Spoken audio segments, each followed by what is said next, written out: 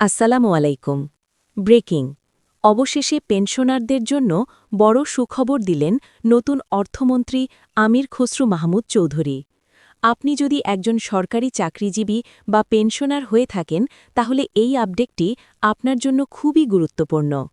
অর্থমন্ত্রী সাংবাদিকদের সঙ্গে কথা বলতে গিয়ে নবম পে স্কেল ও পেনশন সুবিধা নিয়ে গুরুত্বপূর্ণ তথ্য জানান।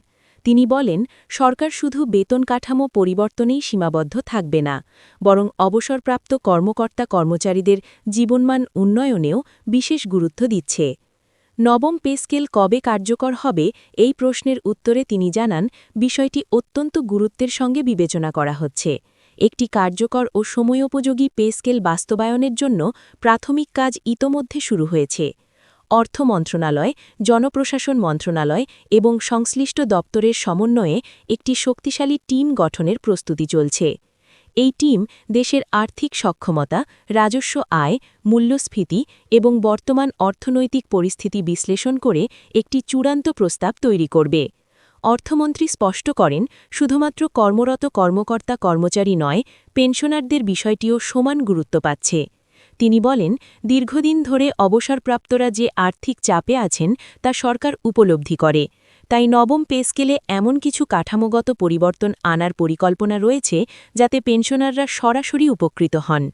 সম্ভাব্য সুবিধাগুলির মধ্যে থাকতে পারে পেনশন হার বৃদ্ধি, মহার্ঘ ভাতা সমন্বয়, চিকিৎসা ভাতা পুনর্বিবেচনা এবং পারিবারিক পেনশন কাঠামোর উন্নয়ন।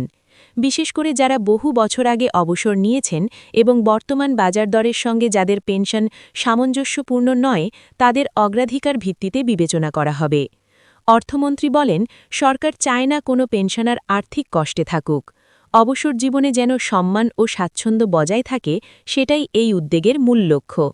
তিনি আরও বলেন, পেনশন কোনো অনুগ্রহ নয়, এটি একজন কর্মচারীর ন্যায্য অধিকার। নবম পে স্কেল বাস্তবায়নের সময়সীমা নিয়ে তিনি জানান, কাজ দ্রুত এগোচ্ছে, তবে তাড়াহুড়ো করে কোনো সিদ্ধান্ত নেওয়া হবে না। একটি টেকসই ও দীর্ঘমেয়াদী সমাধানই সরকারের লক্ষ্য। এছাড়াও পেনশনারদের জন্য একটি বিশেষ কল্যাণ তহবিল গঠনের বিষয়ও আলোচনায় রয়েছে। এই তহবিল থেকে জরুরি চিকিৎসা সহায়তা, বিশেষ অনুদান এবং অন্যান্য আর্থিক সহায়তা দেওয়া হতে পারে।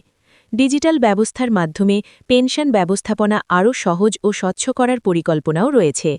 একটি কেন্দ্রীয় ডেটাবেস এবং অনলাইন ট্র্যাকিং সিস্টেম চালুর মাধ্যমে পেনশনাররা সহজেই তাদের তথ্য ও পাওনা সম্পর্কে জানতে পারবেন। অর্থমন্ত্রী আশ্বাস দিয়ে বলেন, খুব শিগগিরই একটি সুস্পষ্ট রূপরেখা প্রকাশ করা হবে। তিনি পেনশনারদের ধৈর্য ধরার আহ্বান জানান এবং বলেন, তাদের অধিকার নিশ্চিত করতে সরকার প্রতিশ্রুতিবদ্ধ।